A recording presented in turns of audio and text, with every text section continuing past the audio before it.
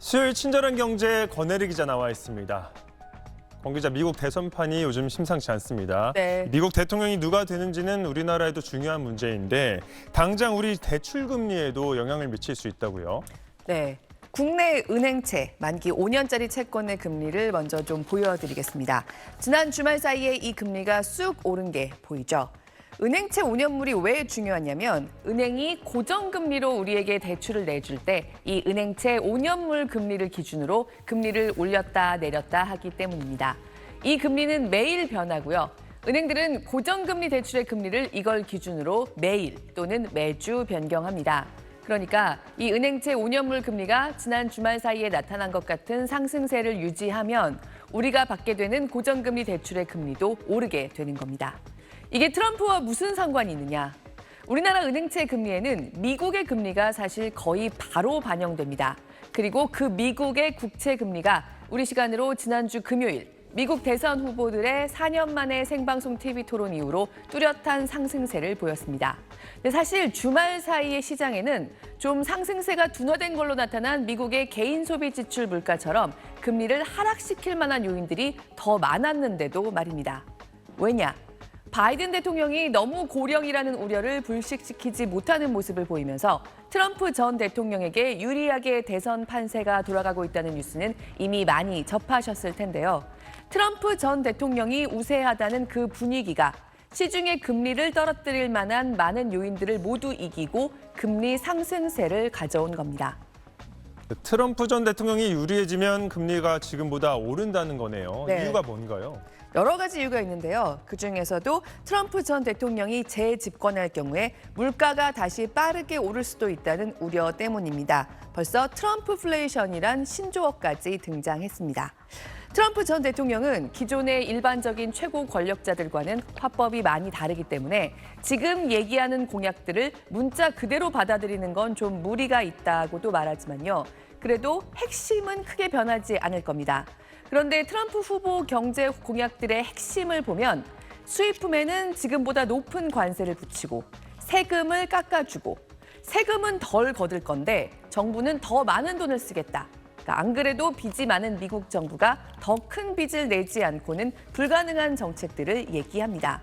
그러니까 미국산 자동차처럼 수입품과 경쟁하는 물건을 생산하는 공장에 다니는 유권자나 당장 내야 할 세금이 고민인 납세자들에게는 반갑게 들릴 수 있겠지만요. 하나같이 미국의 물가를 다시 자극할 수 있는 정책들입니다. 미국 대선까지는 아직 시간이 많이 남아 있고요. 주말 사이에 보인 금리 상승세도 또 다른 변수들과 섞여서 다시 조금 희석되기도 했습니다. 다만 지금부터 미 대선까지는 불확실성이 주인공이죠. 그런데다가 미국의 기준금리 인하 시기도 불확실한 상태이기 때문에 트럼프 전 대통령의 당선 가능성을 키우는 분위기가 새로 나올 때마다 미국 금리는 상승세를 타고 한국의 시중금리까지 상승 쪽으로 자극되는 상황이 거듭될 수 있습니다.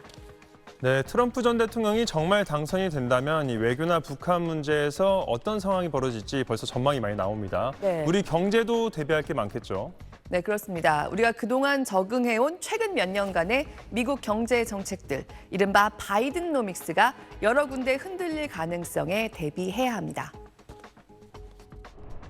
중국에 대한 관세 폭탄뿐만 아니라 주한국에 대한 관세 인상 이러한 것들을 계속 얘기를 하고 있는 사항들입니다. 제2의 프라자 합의를 얘기를 하고 있습니다. 달러를 약세화시켜서 자국의 무역 수지 적자폭을 축소시키고 미국 기업의 수출 경쟁력을 이제 강화시키려고 하는 부분들인데요. 환율에 대한 부담이 될 수도 있는 부분들이고.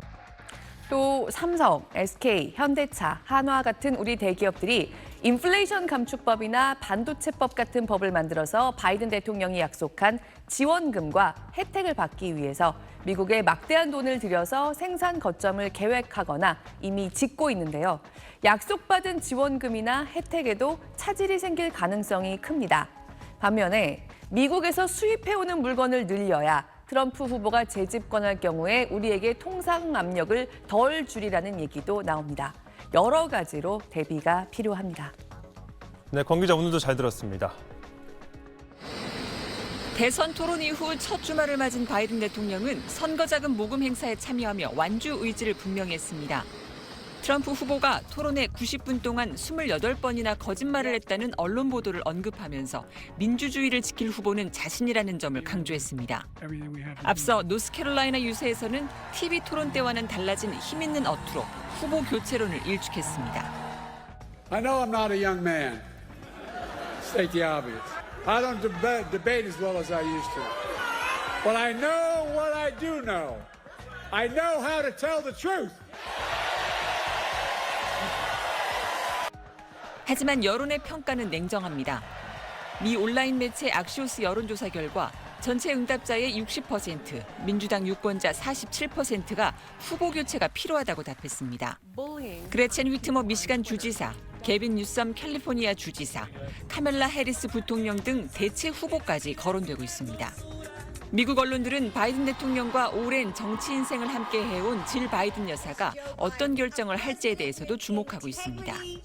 첫 토론회에서 웃은 트럼프 전 대통령은 자신의 토론 성과가 바이든 대통령의 졸전에 가려 제대로 주목받지 못하고 있다고 주장했습니다. 그러면서 민주당인 다른 대안이 없을 거라며 여유를 부렸습니다. But the fact is, I don't really believe that because he does better in polls than any of the Democrats they're talking about. 현실적으로 재선에 나선 현직 대통령이 자진해서 물러나지 않는 한 후보 교체가 어렵다는 점에서 당분간 민주당의 불안과 혼란이 이어질 전망입니다. SBS 신승입니다. 미국 애틀랜타에서 열린 첫 TV 토론은 악수조차 없이 냉랭하게 시작됐습니다. 첫 주제인 경제부터 두 사람은 날선 공방을 벌였습니다. He had the largest tax cut in American history, $2 trillion. He raised a deficit larger than any president has in any one term. He caused the inflation, and it's killing black families and Hispanic families and just about everybody. 낙태와 이민 정책, 외교 등 모든 주제에서 두 사람은 정면 충돌했습니다. 트럼프 전 대통령은 특히 바이든 행정부가 우크라이나 전쟁에 막대한 혈세를 쏟아붓고 있다며 방위비 분담금 문제를 다시 물고 늘어졌습니다. 바이든 대통령은 미국의 힘은 공고한 동맹 관계에서 나오는 것이라고 맞받았습니다. 논쟁이 가열되면서 인신공격과 원색적인 조롱, 막말도 쏟아졌습니다.